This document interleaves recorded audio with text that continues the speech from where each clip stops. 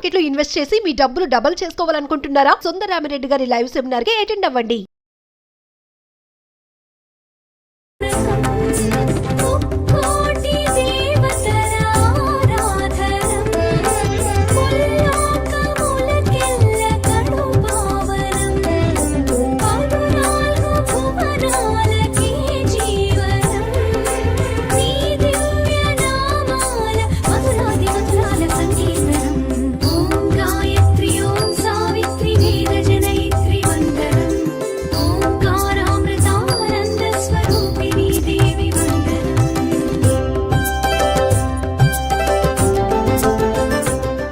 నమస్తే రమ్మగారు. నమస్తే జయ.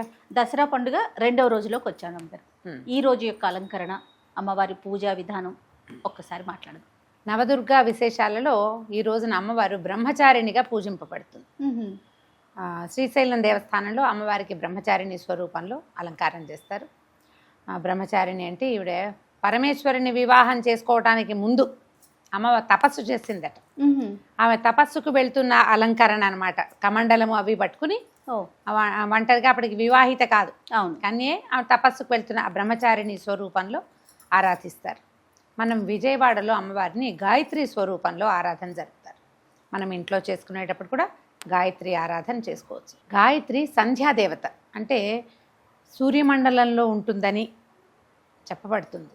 ఈ గాయత్రి ఒక ఛందస్సుగా చెప్తారు. గాయత్రి ఛందహ అని కొన్ని స్తోత్రాలకు అసలు గాయత్రి ఛందస్సుగా కనపడుతుంది. ఛందోదేవతగా కూడా మంత్ర అధిష్టాన దేవతగా ఉంటుంది. పంచముఖి ఈమె. 5 ముఖాలలో ఉన్నటువంటి స్వరూపం ఇంకెక్కడా కనపడదు మనకి. ఒక్క గాయత్రి మాత్రమే పంచముఖాలలో 5 వర్ణాలలో కనిపిస్తుంది. ముక్తా విద్రుమ హేమనీల ధవళ ఛాయ అని చెప్తారు. ముక్తా విద్రుమం అంటే ఒకటి ముత్యము, విద్రుమం అంటే పగడము, హేమ నీల ధవళ. హేమ అంటే బంగారపు రంగు, నీలం అంటే నీలపు రంగు, ధవళం అంటే తెలుపు.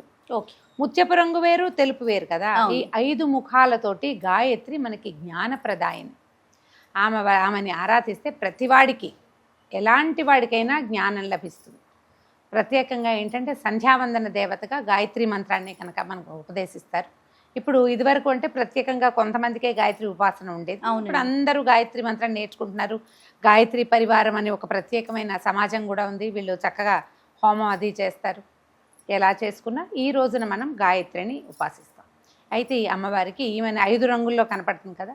ఈసారి నీలం రంగు వస్త్రాన్ని సమర్పిస్తున్నారు. నీలప్పుడు నేను కట్టుకున్నలాంటి నీలాల్లో ఉన్నాయిగా 5-6 రకాలు. ఏ నీలపు రంగు వస్త్రాన్నైనా మనం అమ్మవారికి సమర్పించవచ్చు. దీంతో పాటుగా అమ్మవారికి ఏం చేస్తాం మనము, రవ్వ కేసరి, పులిహోర నివేదన చేస్తారు. మన ప్రాంతాన్ని బట్టి కూడా కొంచెం ముందు వెనకాల మార్పులు ఉంటాయి, కానీ రవ్వ కేసరి అయినా చేయొచ్చు, పులిహోర అయినా చేసి నివేదన చేయవచ్చు. ఈ రోజున మన ఇంటికి వచ్చిన ఏ ముత్తదివనైనా మనం గాయత్రి దేవుగా భావించి ఆమెకు చక్కగా బొట్టు పసుపు ఇచ్చి తాంబూలం ఇచ్చి, నీలం రంగు జాకెట్ ముక్కలు ఏవైనా, తర్వాత నీలం రంగు గాజులు అలాంటివి కూడా మనం సమర్పించవచ్చు. అమ్మవారికి సమర్పించేటప్పుడు కూడా మనం బ్లౌజు, తర్వాత ఒక వస్త్రం ఏదైనా చీరే సమర్పిస్తే చీర నీలం రంగు, ఏదైనా ఒట్టి జాకెట్ బట్టే పెట్టుకుంటాం అనుకో, మన ఓపికను బట్టి కదా. నీలం రంగు వస్త్రాన్ని సమర్పించాలి. అయితే మనం కుమారి పూజ చేస్తాం రోజుకొకటి. ఈ రోజున చేసే కుమారికి 3 సంవత్సరాల కుమారిని పెట్టుకోవాలి మనం. ఓహో. అయితే ఈ 3 సంవత్సరాల బాలికని త్రిమూర్తి అంటారు. ఈ 3 ఏళ్ల బాలిక అంటే 3 నిండింది అనమాట. 3 సంవత్సరాలంటే 3వ 7 కాదు. ఓకే, 3 నిండిన బాలిక. ఈమెని గనక అంటే 3 ఏళ్ల బాలికని గనక పూజిస్తే మనకి ఒక్కొక్క దానికి, ఒక్కొక్క బాలికకి ఒక్కొక్క ప్రయోజనం కూడా చెప్తారు. జ్ఞానం లభిస్తుందట. ఈ రోజున ఎలాగూ గాయత్రి స్వరూపమే కదా మనం చేసుకునేది. అవునండి. అయితే ఈ గాయత్రి అమ్మవారికి ఏ పువ్వులతో పూజ చేయాలి, ఎలాంటి పూజ చేయాలి అంటే, గాయత్రి ఆరాధనకి ప్రత్యేకంగా మంత్రం ఎలాగో ఉంది. గాయత్రి మంత్రం చెప్పుకుంటాం. గాయత్రి అష్టోత్తర శతనామావళి కనిపిస్తుంది. శతనామావళి కొద్దిగా అంత కుంకం తీసుకోవటం, అష్టోత్తరం చక్కగా నామావళి 1 నామాలు చదువుకుని అమ్మవారిని ఆరాధించుకోవచ్చు. విధానం దీనికి ప్రత్యేక విధానం ఏముంటుంది, రోజువారీ మనం షోడశోపచారాలు చేసుకుంటాం అమ్మవారికి. ఒకవేళ మనకి కుదరలేదు, పంచోపచారాలే చేసాము, పంచోపచారాలు చేసినా కూడా మనం అష్టోత్తరం చదువుకోవచ్చు. ఈ అష్టోత్తరం అనేది షోడశోపచారాల్లోనూ చేయవలసిన క్రియగానే భావించద్దు. అష్టోత్తరం చదివే సమయం ఉంది, అర్చన మొత్తం సాంగంగా కుదరదు, పర్వాలేదు. పుష్పం ఇచ్చి ధూపం, దీపం, నైవేద్యం, తాంబూలం. ఈ తాంబూలానికి ముందు, ధూపదీపాలకి ముందుగా మనం పువ్వులు పెట్టి దీపం పెట్టుకుంటామా, దీపారాధన చేయగానే అష్టోత్తరం చదివేసుకోండి. గాయత్రి మంత్రం చదువుకోండి. ఒకవేళ మీకు అవగాహన ఉండి అలవాటు ఉంటే లెక్క పెట్టుకోండి. 1 2 3 11 సార్లు. ఇప్పుడు చూడు 1 2 3 4 5 6 7 8 9 అయిందా ఇక్కడ దాకా. మళ్ళీ ఇక్కడికి వెళ్ళండి. 10 11 సార్లు. మీరు 21 సార్లు చదవాలంటే 2 9లు చేసి 2 9 18 19 20 21 ఇది లెక్క పెట్టుకుని మంత్రం చదువుకోండి. లేదా అమ్మవారిది ఒక ప్రత్యేకమైన శ్లోకం కనిపిస్తుంది. ఇందాక నేను చెప్పా కదా, ముక్తా విద్రుమ హేమ నీల ధవళ ఛాయై ముఖైస్తీక్ష్ణై యుక్తామిందు నిబద్ధరత్నమకుటాం తత్వార్థవర్ణాత్మికాం ఇట్లా కనిపిస్తుంది. స్తోత్రరత్నాల్లో స్తోత్ర నిధిలో కనపడుతుంది. మామూలుగా గాయత్రి ఆరాధన అనగానే ఈ శ్లోకం సంధ్యావందనంలో ఈ ప్రత్యేక శ్లోకం కనిపిస్తుంది. ఆ ఒక్క శ్లోకాన్నైనా మీరు 9 సార్లు 11 సార్లు 21 సార్లు మీ శక్తి ఉండి ఓపిక ఉండి సమయం ఉంటే 108 సార్లు చదువుకోండి. కొద్దిగా కొంచెం పెద్ద శ్లోకం. ఓకే, అష్టోత్తరమే చేయగలిగితే మంచిది. లేదా ఈ శ్లోకాన్ని అయినా కూడా మీరు 108 సార్లు చేసుకున్నా కూడా విశేషమైన ప్రయోజనం లభిస్తుంది. ఎందుకంటే గాయత్రి మనకి బుద్ధి వికాసాన్ని కలిగిస్తుంది. సూర్యమండలావర్తిగా ఉంటుంది ఈమె. దానివల్ల మనం చూడు రోజు తూర్పు తిరిగి దండం పెట్టు అని చెప్పుకుంటామండి. సూర్యుడిని చూస్తూ ఉంటే కూడా బుద్ధి వికాసం కలుగుతుంది. ఈ సూర్యమండలంలో గాయత్రిని భావిస్తే ఇంకా బుద్ధి వికాసం కలుగుతుంది.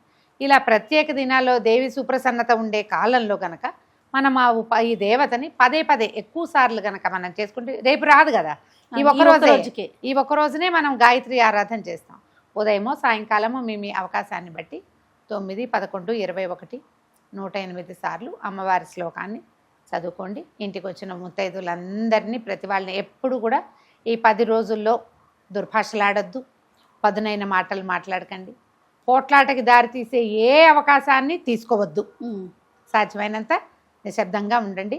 చక్కగా ఏదైనా స్తోత్రం చదువుకోవటం, అమ్మవారికి మనం చేయగలిగిన నివేదన రవకేసరి పులిహోర ఎలాగో ఇస్తారు. నీలం రంగుతో ఒక్క వస్త్రాన్నైనా సమర్పించి అమ్మవారిని ఆరాధించుకుందాం. రమ్మగారు ఏమైనా ప్రత్యేకమైన నియమాలు పాటించాలండి ఇప్పుడు ఈ 10 రోజులు కూడాను? సాధారణంగా మనము దీక్ష అని పెట్టుకుని ఈ 10 రోజులు మనం పూజ చేసుకుంటాం అనుకుంటే దానికి సాధారణ నియమం ఏకభుక్తం, భూసైనం, బ్రహ్మచర్యం. ఏకభుక్తం అంటే ఒక పూట తినటం, పొద్దున ఏదైనా ప్రసాదంగా తీసుకుని రాత్రికి భోజనం చేయటం, సాయంకాలం పూజ అయిన తర్వాత. భూసైనం అంటే సాధారణ భర్తలతో కలిసి పడుకోకూడదు, మంచం మీద పడుకోకుండా ఉంటే మంచిది. ఏ నడునొప్పో బాధ ఉన్న వాళ్ళ పరిస్థితి వేరే. మూడోది బ్రహ్మచర్యం, ఇది తప్పదు. అయితే మనం ఏకభుక్తం అని చెప్పినప్పుడు మాంసాహార విసర్జన అవసరమే. ఈ 10 రోజులు చేయకుండా ఉండటమే మంచిది. రైట్. నమస్తే రమ్మగారు. నమస్తే జయ.